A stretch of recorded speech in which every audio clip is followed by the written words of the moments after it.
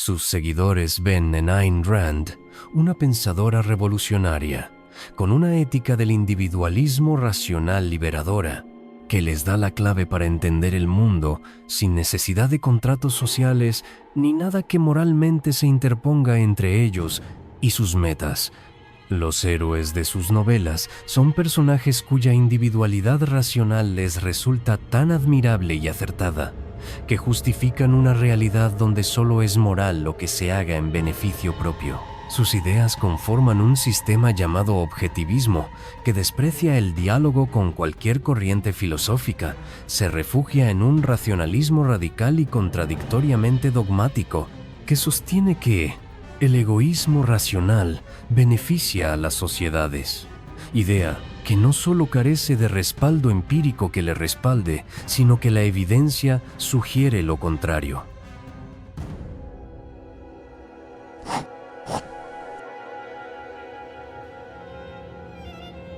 Ayn Rand nació como Alisa Zinovievna Rosenbaum en San Petersburgo, Rusia, en 1905. Creció en el seno de una familia judía de clase media alta. Su vida dio un giro profundo con la revolución bolchevique, cuando su familia perdió todo a manos del nuevo régimen comunista. Esa experiencia marcó profundamente su visión del mundo. En 1926 emigró a Estados Unidos, escapando del colectivismo soviético y abrazando con fervor los ideales del capitalismo americano. En Hollywood comenzó su carrera como guionista y más tarde se convertiría en novelista y ensayista. Publicó su primera novela, We the Living, en 1936, una crítica abierta al comunismo, pero fue con The Fountainhead, en 1943 que alcanzó reconocimiento, y con Atlas Shrugged en 1957 que consolidó su figura como autora de culto. En estas obras desarrolló su filosofía personal, el objetivismo, que promovía el egoísmo racional, la supremacía de la razón y el capitalismo laissez-faire como sistema ideal. No se consideraba una filósofa tradicional. Su estilo era frontal, didáctico, radical.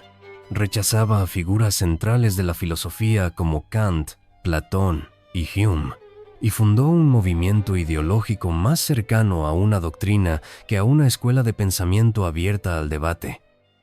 A lo largo de su vida, formó un círculo de seguidores leales, al tiempo que acumuló severas críticas por el carácter dogmático de sus ideas, su visión idealizada del ser humano y su desprecio por la empatía y la interdependencia social. Murió en Nueva York en 1982. Para algunos, fue una libertadora del pensamiento individual. Para otros, una profeta de un racionalismo extremo y una visión elitista del mundo. Ayn Rand fue muchas cosas, pero nunca indiferente.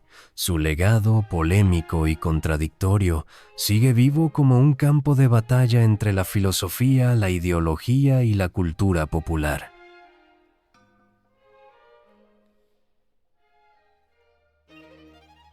Ayn Rand no buscaba retratar la complejidad del ser humano. Quería reformularlo, construirlo de nuevo. Su obra es menos una exploración filosófica que una cruzada personal contra el colectivismo, el altruismo y cualquier idea que suponga que el ser humano no es una isla. Su primera novela, We the Living, 1936, fue el grito de una joven marcada por el trauma del comunismo. Narró la Rusia soviética como un infierno ideológico donde la libertad personal es triturada por el Estado. Era, sin duda, una denuncia legítima, pero más allá del testimonio, ya empezaban a aparecer los trazos de su pensamiento. Un mundo dividido entre individuos racionales y sistemas opresores, sin matices, sin grises. En Anthem, 1938, imaginó un futuro donde el yo ha desaparecido del lenguaje. La metáfora es potente, pero la solución es simple. El individuo se salva al descubrirse a sí mismo, sin ayuda, sin contexto, sin comunidad. Para Rand, el ego es la luz, y todo lo que lo diluya, es oscuridad, pero fue en The Fountainhead, 1943, donde su mensaje encontró forma definitiva. El arquitecto Howard Rourke no es un personaje, sino un arquetipo, el hombre randiano, impasible, racional, inflexible. Su integridad es inquebrantable, incluso cuando se enfrenta a toda la sociedad. Héroe. Para sus lectores, sí. Pero, para muchos críticos, Rourke representa una desconexión con la naturaleza humana. No sufre dilemas morales, no duda, no necesita a nadie. Es el yo en estado puro, inhumano en su perfección e incapaz de empatía o colaboración. Una visión peligrosa si se toma en serio como modelo moral. Luego llegó Atlas Shrugged en 1957, su obra más ambiciosa y su obra más extrema. Allí, Rand construye un mundo ficticio donde el altruismo ha corrompido a la sociedad, y los únicos hombres verdaderamente valiosos son los empresarios, los creadores, los genios. Cuando estos se cansan de ser explotados, se van, abandonan la civilización y el mundo se desmorona sin ellos. ¿Qué pasaría si los héroes se rebelaran?, pregunta Rand. Pero la verdadera pregunta es, ¿quién decide quién es un héroe? ¿Y qué pasa con los demás? Una especie de caricatura invertida del manifiesto comunista. Si Marx llamó a los trabajadores del mundo a unirse para derribar las estructuras de poder económico, Rand convoca a los empresarios, innovadores y creadores a rebelarse contra la sociedad, que según ella los explota moralmente con ideas de sacrificio, redistribución o deber colectivo. En este sentido, Atlas Shrugged es una utopía distópica construida sobre el resentimiento elitista, la fantasía de que los productores se cansan de sostener a los parásitos, gobierno, trabajadores, reguladores, intelectuales altruistas, y se retiran del mundo, dejando que el sistema colapse sin ellos. La frase ¿quién es John Galt? En la narración funciona como una suerte de contraconjuro del Proletarios del Mundo Unidos. Donde Marx propone una revolución del colectivo oprimido, Rand imagina una revolución del individuo poderoso, hastiado de dar algo a cambio del bien común. Atlas Shrugged no es solo una novela, es un manifiesto. Y en ese manifiesto, la empatía es debilidad, el sacrificio es inmoral, la interdependencia es corrupción. Es una visión tan cerrada que ya no dialoga con la realidad, sino con un ideal abstracto del ego absoluto. La razón, para Rand, no es herramienta de búsqueda, sino de imposición. Y su racionalismo se convierte en una ortodoxia que no admite errores ni dudas, como ya analizamos. En sus ensayos, como La virtud del egoísmo y Capitalismo, el ideal desconocido, este pensamiento se radicaliza. El egoísmo ya no es una inclinación, es una virtud moral.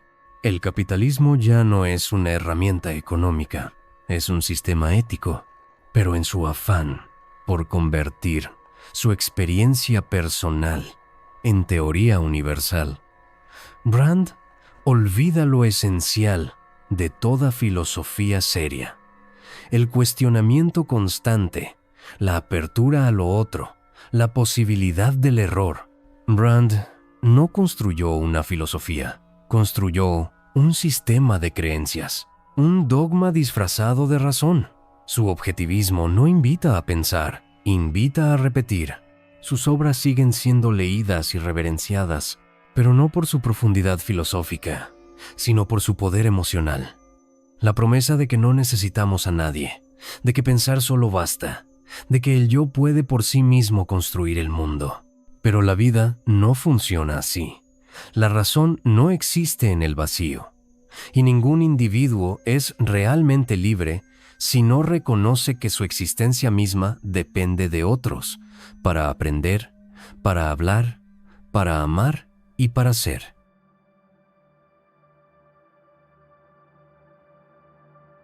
El objetivismo es el sistema filosófico creado por Ayn Rand y expuesto principalmente a través de sus novelas como The Fountainhead y Atlas Shrugged y sus ensayos. Rand afirmaba que su filosofía era una defensa de la razón, el egoísmo racional y el capitalismo como única forma moral de organización social. Sus pilares fundamentales pueden resumirse así: realidad objetiva. El mundo existe independientemente de la conciencia. La percepción y la razón humana son herramientas confiables para conocerlo. Racionalidad. La razón es el único medio válido para adquirir conocimiento. Egoísmo ético. El propósito moral de la vida es la realización propia. El altruismo es visto como una perversión ética. Capitalismo laissez-faire.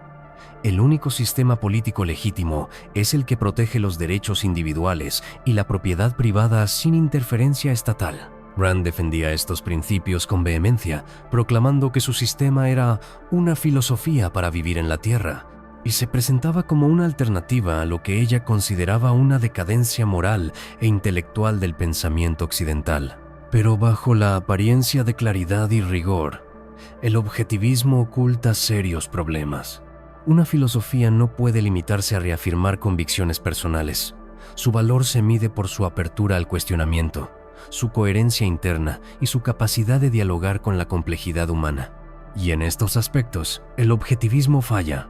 Rand proclama que su sistema está basado únicamente en la razón. Pero, a diferencia de Immanuel Kant, que construyó una crítica de la razón misma, reconociendo sus límites y condiciones, Rand asume que la razón es unívoca, simple, infalible. No se pregunta qué tipo de razón está utilizando, ni cómo se valida. Así, su uso de la racionalidad se vuelve dogmático, no crítico. Mientras Kant buscaba reconciliar el conocimiento racional con la experiencia y las estructuras mentales del sujeto, Rand se limita a declarar que la razón funciona como un espejo perfecto del mundo. No hay lugar en su sistema para el error cognitivo, la duda, ni la evolución del conocimiento. El egoísmo racional que propone Rand presenta al ser humano como autosuficiente, cerrado en sí mismo, casi sin necesidad de otros. En contraste, Aristóteles, a quien ella dice admirar, entendía que el ser humano solo puede florecer plenamente en comunidad. Incluso su concepto de virtud requiere relaciones y participación cívica.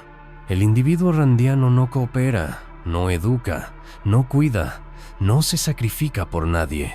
Para filósofos como Hume o Erasmo, esta visión ignora por completo las emociones, la compasión y la interdependencia que forman parte esencial de nuestra moralidad cotidiana. La virtud del egoísmo, según Rand, no es virtud. Es un ideal inalcanzable, profundamente ajeno a la realidad emocional, psicológica y social del ser humano. Rand despreciaba casi toda la tradición filosófica anterior a ella, en especial a Platón, Kant y Hume. Sin embargo, no los refutó seriamente. En vez de entablar un diálogo riguroso, prefirió caricaturizarlos. Esto la aleja radicalmente de los métodos propios de la filosofía, donde el progreso se da a través de la crítica informada, no de la negación simplista. Mientras Kant pasó toda su vida respondiendo a Hume y Nietzsche luchaba con Platón desde dentro de la tradición, Rand se limitó a descartarlos como irracionales, sin atender los matices de sus sistemas. El objetivismo se construye sobre axiomas como la existencia existe y la conciencia es consciente. Pero estos axiomas no se someten a crítica. Rand los presenta como obvios, incuestionables, y a partir de ellos deriva toda su moral, su epistemología y su política. Este método está más cerca de un dogma religioso que de una filosofía racional. Una filosofía que no contempla la posibilidad de error en sus principios es una ideología, no un ejercicio de pensamiento. Rand sostenía que la razón debía guiar la vida humana, pero ignoraba que la ciencia moderna ha mostrado límites, errores y revisiones constantes del conocimiento. La neurociencia, por ejemplo, ha demostrado que las decisiones humanas no son puramente racionales, sino que involucran emociones, contextos y estructuras sociales. El objetivismo ignora todo esto. No existe evidencia empírica que respalde su visión del individuo ideal, autosuficiente y sin conflicto. En este sentido, su filosofía no solo es infalsable, sino que contradice el conocimiento acumulado por la psicología, la sociología y la biología evolutiva.